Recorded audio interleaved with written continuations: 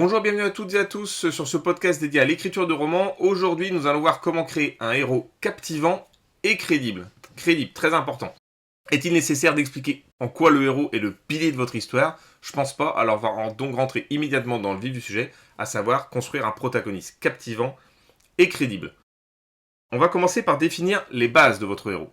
Comme tout projet, il faut des bases solides. Ne faites pas l'erreur de vous précipiter, écrire un roman, c'est un marathon, je le dis souvent, c'est pas un sprint. Avant de commencer, vous devez garder à l'esprit que vous serez libre de dévoiler ce que vous souhaitez. Les bases vont vous servir tout au long du récit pour rester cohérent et suivre votre fil rouge. En fait, il faut commencer par établir l'histoire personnelle du personnage. Tout personnage possède une histoire personnelle. Pour certains, vous l'aurez écrite et pour d'autres, non. Concernant votre héros, vous êtes obligé, et je dis bien obligé, de lui construire une véritable histoire. Je ne parle pas de rédiger 10 lignes sur un carnet, je parle d'un développement réfléchi et cohérent que vous pourriez couper en 3 points. L'origine, premier point, donc origine et passé. Détaillez son enfance, ses expériences et les événements marquants de sa vie.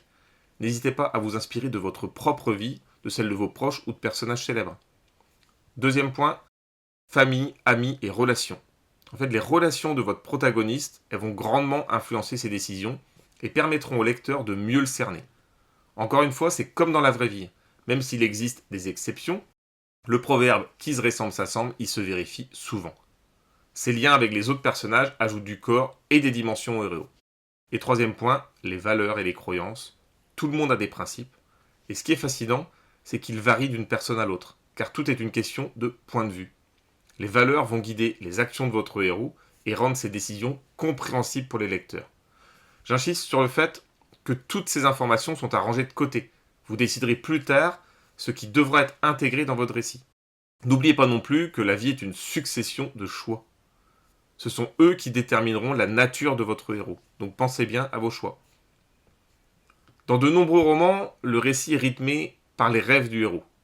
Bien sûr, son aventure dépend souvent de l'antagoniste, mais ce sont ses motivations à combattre le mal qui font de lui un héros. Vous devez donc donner un but clair et motivant à votre protagoniste principal.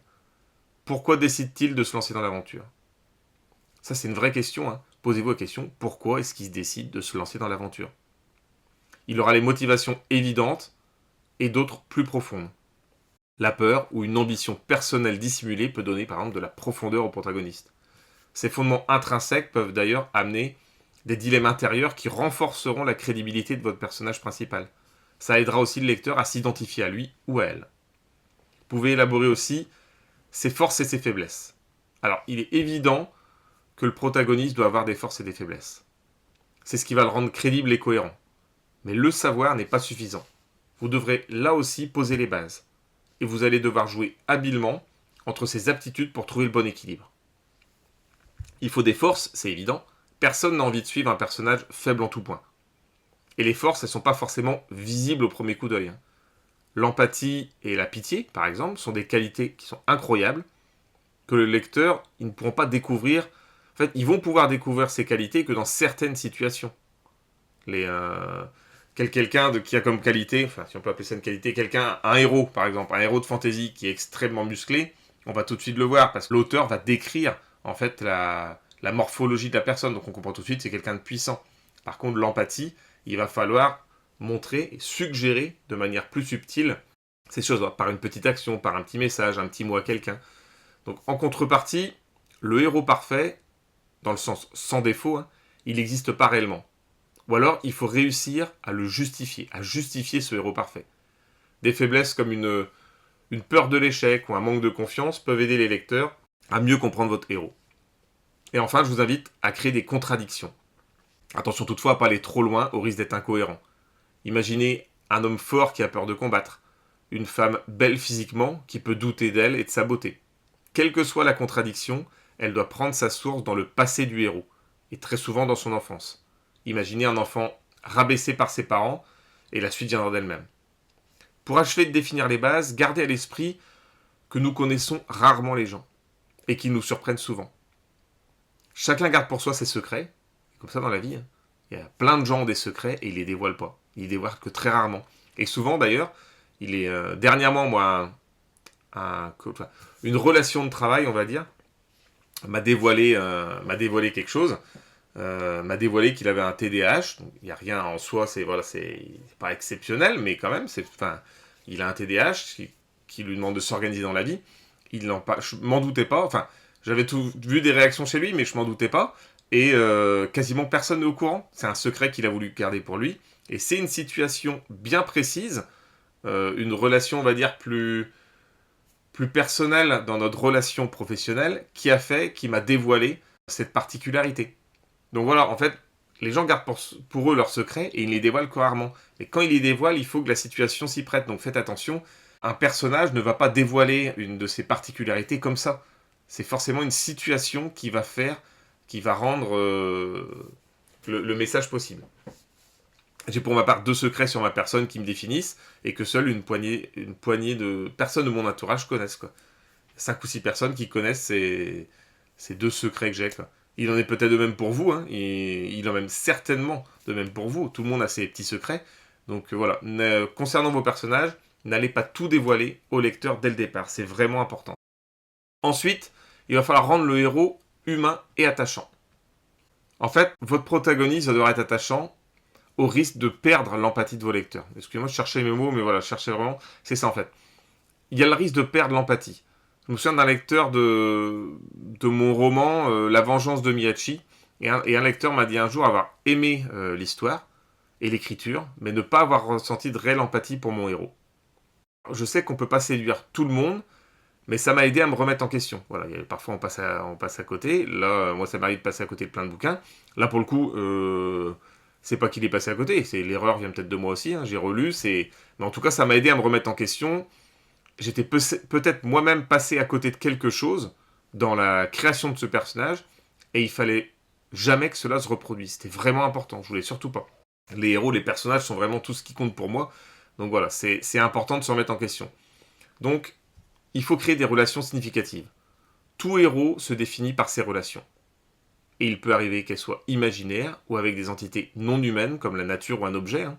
Toujours est-il que créer un personnage principal convaincant, il faut l'aider à se dépasser.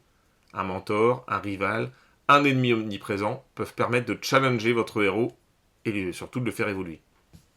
On ne peut pas se contenter de torturer un personnage. Ça, c'est le boulot un peu de George R. Martin dans Game of Thrones. Vous devez donc aussi intégrer des relations positives. C'est très important de renforcer l'aspect humain de votre protagoniste. Les alliés et amis, ils vont jouer un rôle important dans le récit. Ils seront des faire-valoir occasionnels, sans pour autant n'être que cela. Attention. Dernier point, mais non des moindres, l'amour pourra aussi venir mettre son grain de sel. En toute honnêteté, c'est certainement le point le plus délicat à aborder. Parce que gérer une relation amoureuse dans un roman, c'est très complexe. Ça va demander en fait d'approfondir la personnalité et les motivations de votre personnage central. Pour ça, vous pouvez définir 2 types de relations. La passade. Dans cette relation, on ne peut pas réellement parler d'amour. Hein. Les 2 personnages concernés n'en sont pas encore là. L'influence sera donc réelle, mais elle ne va pas déterminer totalement les actions du protagoniste. Et l'autre type de relation, c'est le véritable amour. Je vais me vanter quelques secondes pour dire que j'ai la chance, moi, de connaître le grand amour. Vraiment, depuis plus de 20 ans. Et puis mes 2 filles sont venues décupler tout ça. Et je peux vous dire qu'il y a vraiment rien, en fait, que je serais prêt à faire pour... rien que je serais prêt à ne pas faire pour les 3 femmes de ma vie, finalement, quoi. Je pourrais tout faire, quoi. Bon, j'irai pas tuer un bébé non plus, hein, mais vous avez compris le principe. J'irai jusqu'au bout, quoi. Et une telle relation, pour votre personnage, ça va forcément dicter la quasi-totalité des décisions de votre protagoniste. Car sa femme, son mari, sa famille, tout ça, sont tout son univers, en fait. Et rien d'autre ne compte. Là, je vous parle du véritable amour qui est un peu exclusif, quoi. C'est-à-dire où on aime tellement fort que le reste vraiment n'a quasiment aucune importance. Et en fait, ça, voilà, la quasi-totalité de ces décisions, de ces choix, vont être dictés par ça. Comment faire en sorte de préserver cette famille. Donc pensez-y, c'est vraiment intéressant à intégrer dans un récit. Ensuite, il faut dévoiler les émotions. Pour convaincre les lecteurs et leur permettre de s'attacher à votre héros, vous devrez prendre soin à exposer comment il ou elle gère les défis. Ça montrera sa véritable nature et le rendra plus authentique. Car c'est face à l'adversité qu'on sait qui on est vraiment. Les actions engendreront forcément des remises en question. Et c'est à ce moment-là que vous pourrez permettre au lecteur de se voir à travers les yeux du héros. Ça, c'est vraiment important. Les remises en question du personnage vont résonner chez vos lecteurs. Toujours dans l'objectif d'intégrer la part d'humanité de votre protagoniste, il est primordial de préparer assidûment son arc narratif. L'évolution qu'il subira tout au long du récit doit être préparée en amont. Il va apprendre de ses erreurs et de ses succès pour grandir. Et ce changement émotionnel doit être compris des lecteurs. Évitez alors d'être trop descriptif. C'est souvent à travers les personnages secondaires que vous pourrez témoigner de cette évolution. Les mangaka sont passés maîtres dans cet art. Franchement, c'est assez incroyable. Ils adorent faire évoluer leur héros, leurs personnages, et surtout que leurs ennemis se rendent compte de cette évolution. Donc inspirez-vous de la littérature nippone, vous en sortirez vous aussi grandi. Voyons maintenant comment créer un héros inoubliable et original. On commence par trouver des traits distinctifs. Le capitaine Nemo, Katniss Everdeen dans Hunger Games, Luffy dans One Piece, Alf dans la série télé des années 80 pour ceux qui connaissent, Walter Mitty, Sarah Connor en Terminator, tous ces personnages sont inoubliables. Et pourquoi ils marquent nos esprits ? Je vais vous donner 3 raisons. Ils ont un look reconnaissable, au premier coup d'œil. Pour ceux qui connaissent, quand on pense à Luffy dans One Piece, on voit son chapeau de paille et son grand sourire. Ou son air ténébreux quand on s'en prend à ses amis. Pour Katniss Everdeen dans Hunger Games, son arc, sa robe en flamme. Pour Sarah Connor, c'est dans Terminator 2 notamment, c'est son corps amaigri mais musculeux en même temps. La fatigue sur son visage, sa force de conviction quand il est dans ses yeux. C'est peut-être une des plus grandes héroïnes qu'il y a eu. Je trouve qu'elle est extraordinaire. Inspirez-vous de vos héros favoris pour créer le vôtre. S'inspirer sans copier, évidemment. Ça, c'est le look. Deuxième point, les protagonistes, ils ont des habitudes, voire des tics. Mentionnez les petits détails qui donnent du corps à votre héros. Ça rendra plus vivant et réaliste. Attention toutefois, par contre, à ne pas en faire une caricature. On peut très vite tomber dans la caricature si on va trop loin. Et troisième point, les écrits doivent prendre en compte le langage. C'est pas parce que vous écrivez qu'il faut oublier l'oral. Les dialogues en fait de votre personnage principal donneront le ton sur son caractère et son histoire. Pour imaginer un peu tout ça, songez à Spock dans Star Trek. Vous voyez comment il parle. On voit toute cette rigidité. Mercredi dans La Famille Adams, ou Béatrix Kiddo dans Kill Bill. En fait, leur manière de parler est reconnaissable. J'ai volontairement choisi des films car ils sont plus faciles à visualiser. Mais tout roman doit intégrer cette marque distinctive. C'est ainsi que vous rendrez vos héros uniques. Ajoutez ensuite une part de mystère. C'est une simple petite piqûre de rappel, car j'en ai déjà parlé au début. Gardez certains aspects inconnus. Il faut laisser des zones d'ombre dans le passé ou la personnalité de votre héros, pour maintenir l'intérêt des lecteurs. Je vous invite également à intégrer des secrets et des mensonges pour ajouter de la tension et de la profondeur. Pas besoin que ce soit des gros mensonges ou des gros secrets, mais des petites choses. Pensez alors à justifier ces cachotteries pour ne pas perdre l'empathie de vos lecteurs. Si un protagoniste fait une action répréhensible, comme trahir ses compagnons via un mensonge, il faut le justifier plus tard. Évidemment, on ne le justifie pas sur le coup, comme ça on en veut au héros, mais derrière il faut l'expliquer. Les lecteurs doivent pouvoir comprendre. Pas forcément adhérer, mais au moins comprendre. Et enfin, il faut aligner le héros avec le thème du roman. C'est le dernier conseil que je peux vous donner. Liez votre héros à l'histoire et à son univers. Ça peut sembler évident, mais il est courant de se perdre si on ne prépare pas suffisamment ce point. Votre protagoniste doit incarner le thème central du roman et se fondre, ou à l'inverse, être clairement dissonant dans le décor. Quel que soit votre objectif, vos lecteurs doivent croire en votre héros. Lorsque vous aurez achevé sa création, laissez-le reposer, prenez du recul pendant quelques jours ou semaines, demandez-vous alors s'il est réellement crédible quand vous revenez dessus. Est-ce que vos lecteurs s'y attacheront ? Est-ce qu'ils adhèrent à ses objectifs ? Est-ce qu'ils le suivraient jusqu'au bout du monde ? Si vous cochez oui à toutes ces questions, c'est gagné.